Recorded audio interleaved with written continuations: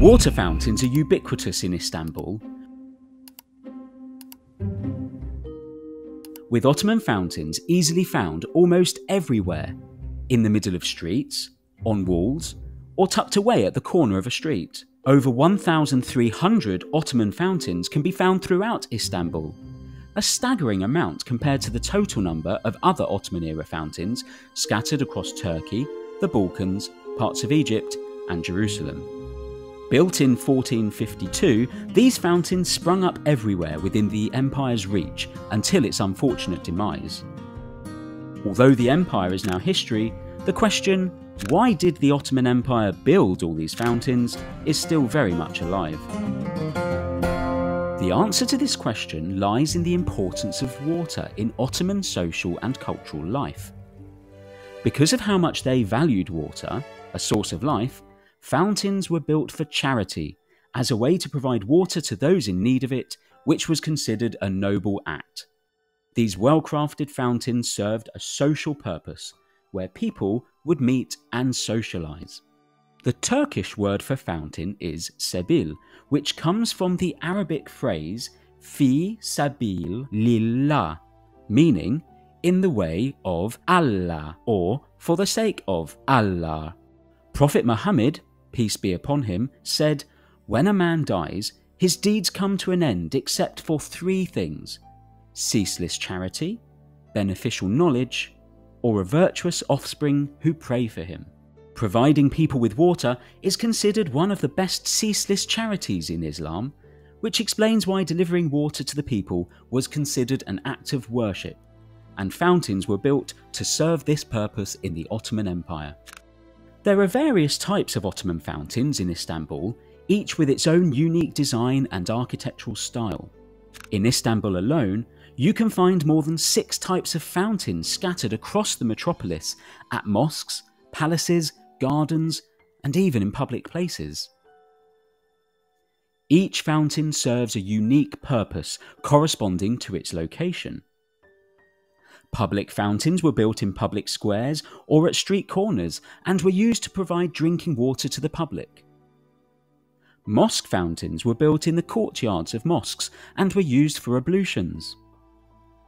Palace fountains were built within the palace grounds and were used for both aesthetic and functional purposes. Garden fountains were built within gardens and parks for decoration and to provide a source of water for irrigation. Fountain niches were built into the walls of buildings and were used to provide water for passers-by. It is difficult to determine exactly how many Ottoman fountains in Istanbul are still operational.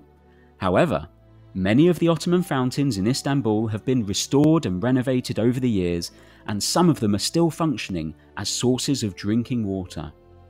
During the reign of Sultan Süleyman, the Great, the Magnificent, they adopted a new idea. That city, his neighborhoods, small streets, they need to have at least one water fountain. And we can say like every 300 to 400 meters, a water fountains could be found in Istanbul. Fountains like Ahmed Han, built in the 16th century, Ishak Aga, built in the early 18th century, and Sebil Fountain, a prominent landmark located in the heart of Sarajevo, are still providing water to hundreds of thousands of people a day to this day. In Bosnia, the fountains, the idea of symbolizing water is life, water is everything, it's brought by the Sultan Mehmed the Conqueror in 1463. So in today's Bosnia, the most important symbol of the city, of the main capital city in the Sarajevo, is the Sebil of Sarajevo. While some of the Ottoman-era fountains are still operational, unfortunately, most of them had been neglected and are now shadows of their former selves.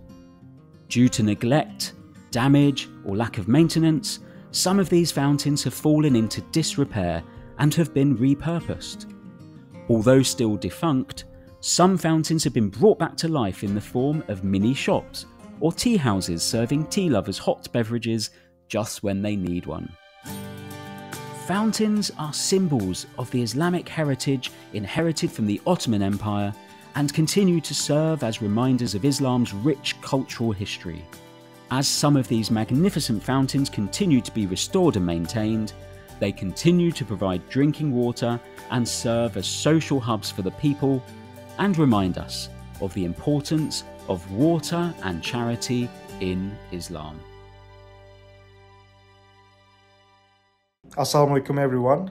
I hope you enjoy the videos. I'm the founder of this channel, and you might be surprised to know that this channel is not run by a big studio, but instead it's just me, and with the help of a few friends of mine. We pour our passion and dedication into this video in our free time with the goal of creating accessible and educational Islamic contents for everyone on YouTube.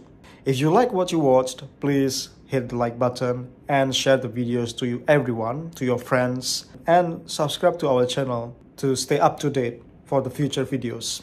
By supporting us, you're helping us to create more free educational videos about Islam for everyone. Thanks for watching, and we'll see you in the next future videos.